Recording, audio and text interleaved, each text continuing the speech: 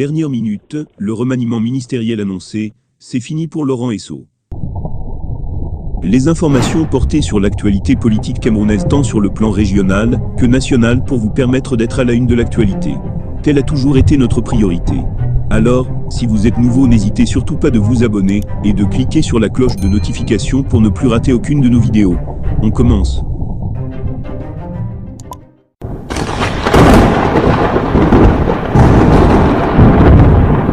Point, il pourrait intervenir dans les instants à venir.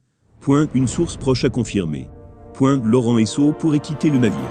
Le remaniement ministériel pourrait intervenir dans les prochains jours. Cela pourrait tomber à tout moment.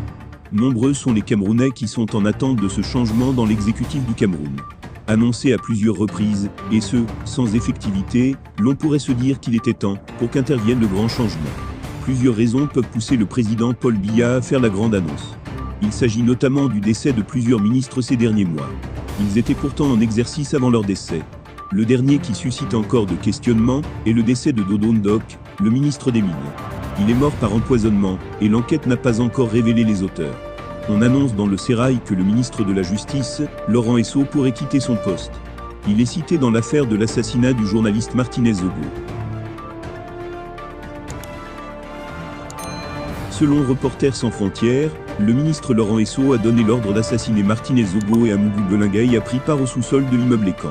Plusieurs membres des services de renseignement camerounais ont été arrêtés, et un suspect ayant avoué avoir participé à l'assassinat du journaliste Martinez Zogo assure même que l'actuel garde des Sceaux aurait été le donneur d'ordre, avait écrit Reporters sans frontières. Jean-Pierre Amougou Belingaï aurait asséné des coups au journaliste dans le sous-sol de son immeuble. L'homme d'affaires aurait alors appelé Laurent Esso, le garde des Sceaux dont il est proche, afin de lui demander quel sort réservé aux présentateurs radio. D'après ce témoignage, le ministre, un des hommes les plus puissants du régime, lui aurait alors répondu de finir le travail, pour éviter une nouvelle affaire Paul Chouta, un journaliste laissé pour mort au bord d'une route l'année dernière, après avoir été passé à tabac par un mystérieux commando, qui n'a jamais été identifié. L'homme d'affaires n'aurait pas assisté à la fin du travail, que Justin Dango reconnaît avoir effectué avec ses hommes, a indiqué Reporters sans frontières, qu'ici Justin Dango comme source. Eh bien chers abonnés, c'est ainsi que nous arriverons au terme de cette édition. Espérant qu'elle vous a plu, n'hésitez surtout pas de nous laisser un commentaire. Merci et à bientôt pour une nouvelle édition.